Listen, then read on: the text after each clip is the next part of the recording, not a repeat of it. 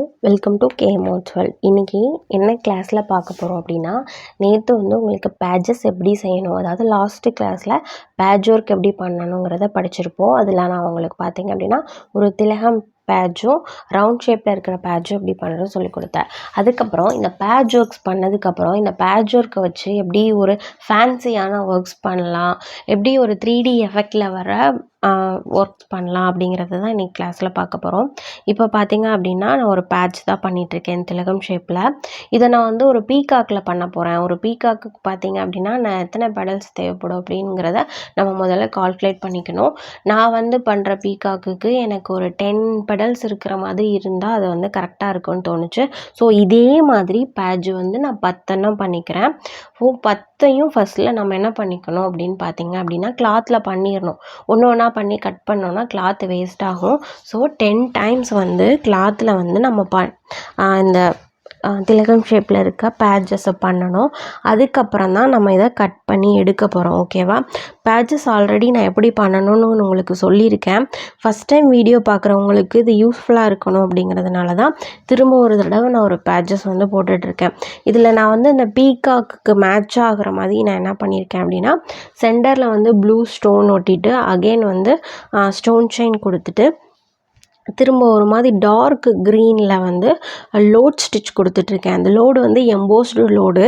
ஆனால் பார்த்தீங்க அப்படின்னா எம்போஸ்டு ரோப்பாக இல்லாமல் ஜர்தோசியை கொடுத்துட்டு அதுக்கு மேலே நான் எம்போஸ்டாக ஃபிட் பண்ணுறேன். ஓகேவா? நீங்கள் ஒரு 3D எஃபெக்டில் ஒரு ஃபேன்சி ஒர்க் பண்ணும்போது நீங்கள் ஒரு ரவுண்டு திலகம் வச்சோ இல்லை ஏதோ ஒரு தீம் வச்சோ இல்லை ஒரு ஃப்ளவர் பண்ண போகிறீங்க அப்படின்னா கூட எல்லாமே ஈவனாக இருக்கிற மாதிரி பார்த்துக்கோங்க. இப்போ தான் என்னோடய வீடியோவை ஃபஸ்ட் டைம் பார்க்குறீங்க அப்படின்னா நீங்கள் basic level classes, advance level கிளாஸஸோட ப்ளேலிஸ்ட்டில் பாருங்கள். எல்லாமே டீட்டெயிலாக இருக்கும். ஸ்டெப் பை ஸ்டெப் நீங்கள் படிச்சுட்டு வந்தீங்க அப்படின்னா உங்களுக்கு யூஸ்ஃபுல்லாக இருக்கும். ஓகேவா? ஓகே, இப்போ இதுக்கப்புறம் ஸ்டோன் செயினை ஃபிட் பண்ணிக்கலாம்.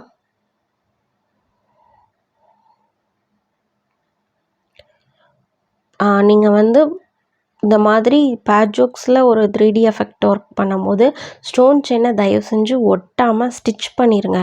ஏன் அப்படின்னா நம்ம கட் பண்ணி தான் அதை எடுக்க போகிறோம். திரும்ப பார்த்தீங்க அப்படின்னா அது இன்னொரு இடத்துல ஒட்டிட்டு திரும்ப ஹேண்டில் ஸ்டிச் பண்ணுவோம். ஸோ இது கலண்டு வராமல் இருக்கணும் அப்படின்னா நீங்கள் இந்த மாதிரி ஸ்டிச் பண்ணிடுங்க. இதை ஃபினிஷ் பண்ணிவிட்டு நம்ம என்ன பண்ணுவோம்னு ஆல்ரெடி உங்களுக்கு தெரியும். இதை கட் பண்ணுறதுக்கு போன தடவை நான் சொல்லி கொடுத்துருப்பேன். அதை அப்படியே பின்னாடி திருப்பி போட்டு அந்த ஸ்டிச் பண்ண அந்த த்ரெட்டு மேலே க்ளூவை போடுங்க. போட்டுட்டு கிளாத்தில் இருந்து எடுத்துட்டு இப்போ தான் நம்ம கட் பண்ண போகிறோம். ஃபஸ்ட்டு நம்ம சுற்றி ஒரு தடவை கட் பண்ணிவிட்டு அதுக்கப்புறம் அதை கையில் எடுத்துட்டு அந்த பிசுறு வராத அளவுக்கு அழகாக கட் பண்ணிக்கலாம். ஓகேவா?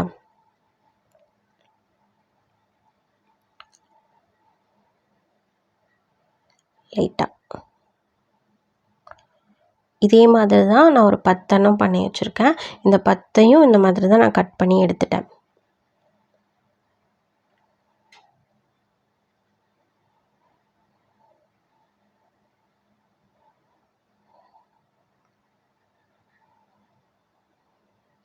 ஓகே, நல்லா நெருக்கமாகவும் கட் பண்ணும். சுற்றி போட்ட செயின் ஸ்டிச்சோ இல்லை ஸ்டிச்சோ ஏதோ வந்துடக்கூடாது. ஸோ அந்தளவுக்கு கட் பண்ணுங்கள்.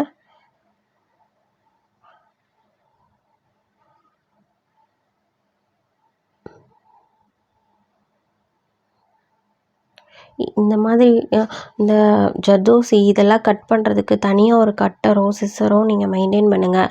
அதை வச்சு த்ரெட்டை கட் பண்ணாதீங்க. ஏன் அப்படின்னா அது ஒரு மாதிரி பிசுறு பிசுறாக வெட்டுற மாதிரி இதாகும். ஸோ தனியாக நம்ம 2ஓ 3ஓ வச்சு மெயின்டைன் பண்ணிக்கலாம்.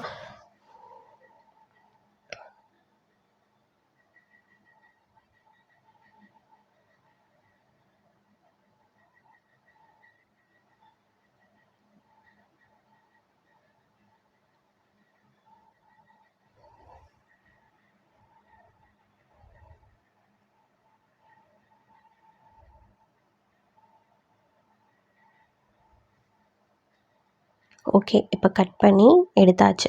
இதே மாதிரி எல்லா பீஸஸும் எடுத்துக்கலாம். இதில் பார்த்தீங்க அப்படின்னா, நான் இன்னும் ஃபேன்சியாக இருக்கணுங்கிறதுக்காக, இதில் பார்த்தீங்கன்னா கீழே வந்து டசல்ஸ் அந்த குஞ்சம் மாதிரி இருக்கும் இல்லையா, அதை நான் அட்டாச் பண்ண போகிறேன். ஓகேவா?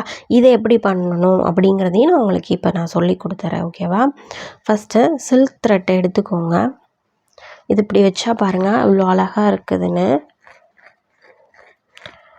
இதை இப்படி வச்சுட்டு பின்னாடி ஹேண்ட் எம்ப்ராய்டரி த்ரெட் வச்சு நான் ஸ்டிச் பண்ணிடுவேன். இதில் வந்து 2 கலரும் மிக்ஸ் ஆகி, அதாவது லைட் க்ரீன் டார்க் க்ரீன் 2ம் மிக்ஸ் ஆகி, ஏன்னா பீகாக்கு கதை தான் செட் ஆகும். இது நீங்கள் ஒரு நோட்டோ ஏதோ எடுத்துக்கோங்க. இதில் பார்த்தீங்க அப்படின்னா நான் 30 ஸ்டாண்ட்ஸ், அதாவது 30 தடவை சுற்றுறேன். ஓகேவா? நீங்கள் ஏன்னா அப்போ தான் வந்து நல்லா பார்க்குறதுக்கு அடர்த்தியாக வரும். அதனால் நல்லா சுற்றிக்கோங்க, கரெக்டாக சுற்றிக்கோங்க.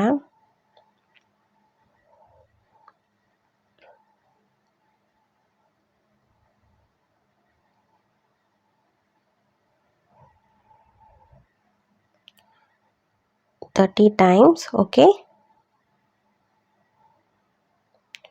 சுற்றிட்டு கட் பண்ணிடுங்க. கட் பண்ணிவிட்டு இப்போ என்ன பண்ணுறேன்னு பாருங்கள். லைட்டாக அதை முடிச்சு மாதிரி போல் சும்மா திருக்கிற மாதிரி அப்படி ஏதாவது போட்டுக்கோங்க. ஏன்னா அது கலண்டு வந்துடக்கூடாது. இல்லை அப்படின்னா 2 நூலையும் வச்சு நீங்கள் அந்த க்ளூ வச்சு லைட்டாக கூட ஒட்டி விட்டுருங்க, அது ஒன்றும் பிரச்சனை இல்லை. இப்போது இதோட சென்டரில் பிடிச்சி கட் பண்ணியாச்சு. இப்போ த்ரெட்டு இப்படி வந்துருச்சா? இதில் என்ன பண்ணோம் அப்படின்னு பார்த்தீங்கன்னா, இப்படி 2ஆக இப்படி மடிச்சுக்கோங்க. மடிச்சுட்டு மேலே வந்து 2ஆ 3ஆ மடிச்சிங்கன்னா மேலே அந்த மாதிரி ஒரு மாதிரி கொண்ட மாதிரி வரும். குட்டியாக ஒரு இந்த கொக்கி மாதிரி ஃபார்ம் ஆகும், ஒரு லூப். அதில் பார்த்தீங்க அப்படின்னா த்ரெட்டை வச்சு சுற்றிட்டு இந்த மாதிரி கட் பண்ணுங்கள். கட் பண்ணிவிட்டு கீழே பிடிச்சி இழுத்துட்டு ஈவனாக வச்சு ஒரு தடவை கட் பண்ணிடுங்க. ஈவனாக நம்ம முடியெல்லாம் வெட்டும் போது உங்களுக்கு தெரியும் இல்லையா, அந்த மாதிரி வச்சுட்டு கட் பண்ணி எடுத்துட்டிங்க அப்படின்னா இந்த டெசல்ஸ் வந்து உங்களுக்கு கிடச்சிரும். ஓகேவா? இதை தான் வந்து நான் இந்த மாதிரி அந்த பின்னாடி அது பேட்சஸ்க்கு பின்னாடி வச்சு நான் உங்களுக்கு பண்ண போகிறேன். ஓகே, இப்போ நம்ம இதெல்லாம் பண்ணிட்டோம். இதை நான் எப்படி பின்னாடி வச்சேன் அப்படின்னா, பின்னாடி அதே மாதிரி வச்சுட்டு நார்மலாக ஸ்டிச் பண்ணுவோம் இல்லையா, ஹேண்ட் எம்ப்ராய்டரி ஸ்டிச் அந்த நீடில் வச்சு லைட்டாக தைச்சிக்கிட்டேன். ஓகேவா? க்ளூவெல்லாம் ஒட்டலை, நான் வந்து தைச்சிட்டேன் ஸ்விங் த்ரெட் போட்டுட்டு. ஓகேவா? இப்போ நான் வந்து இந்த பீகாக்கு என்ன பண்ணேன் அப்படின்னா பெயிண்ட்டு தான் பண்ணேன். ஏன்னா ஜஸ்ட்டு டுட்டோரியல் தானே சொல்லி கொடுக்க போகிறோம், அதனால் த்ரெட் ஒர்க்காக இல்லாமல் நான் பெயிண்ட் பண்ணிட்டேன். ஓகேவா? பெயிண்ட் பண்ணிவிட்டு எந்தெந்த இடத்துலலாம் பார்த்தீங்க அப்படின்னா இந்த பெடல்ஸ் வரணும் அப்படிங்கிறத வந்து நான் பார்த்துட்டு கரெக்டாக அந்த இடத்த ஃபிக்ஸ் பண்ணி நான் மார்க் பண்ணிட்டேன்.